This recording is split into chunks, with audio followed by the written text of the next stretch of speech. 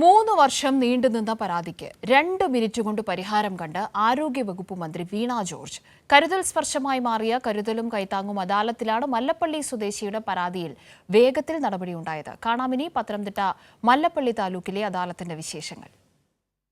വളരെ പെട്ടെന്ന് തന്നെയായിരുന്നു. ഞങ്ങളൊരു 3 വർഷമായിട്ട് ഇങ്ങനെ കാര്യങ്ങൾ നടക്കുമായിരുന്നു. ഇപ്പം തന്നെ നിങ്ങളെ കണ്ടില്ലേ 2 മിനിറ്റ് കൊണ്ട് തന്നെ നമ്പർ സാങ്ഷനായി. മന്ത്രി വീണ ജോർജ് എഴുതുന്ന ഈ കുറിപ്പുകൾ അദാലത്തിലെത്തുന്നവർക്ക് വലിയ ആശ്വാസമാണ് പകരുന്നത്. വളരെ വളരെ സന്തോഷം. ഒരു വിധവയായ ഞാന് 3 വർഷമായിട്ട് പുറകെ നടക്കുമായിരുന്നു. മോൻ വല്ലപ്പോഴേ ഉള്ളൂ ഷിപ്പിലാണ് വർക്ക് ചെയ്യണത്. മോനുള്ള സമയം ഏതായാലും കൂടെ കൊണ്ടുവരാൻ ഒരാളുണ്ടായി.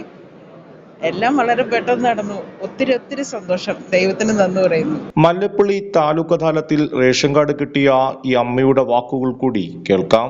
ഈ പ്രാവശ്യമായി ഈ കാർഡ് എനിക്ക് കിട്ടിയത്. എൻ്റെ ഭർത്താവ് ഒരു വശം തളർന്ന് വീട്ടിലിരിക്കുക, പണിക്കുന്നു. ഞാൻ പിന്നെ വീടുകളിലൊക്കെ പോയാൽ കഴിയുന്നത്. ഇപ്പം ഇത് കിട്ടിയ എനിക്ക് വലിയ ഉപകാരമാണ്.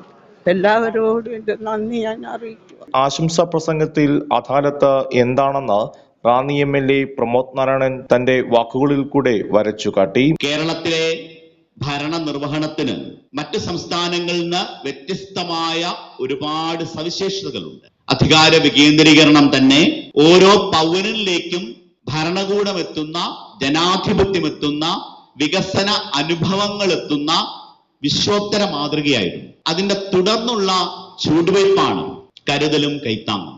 കൈരളി ന്യൂസ്, പത്തനംതിട്ട.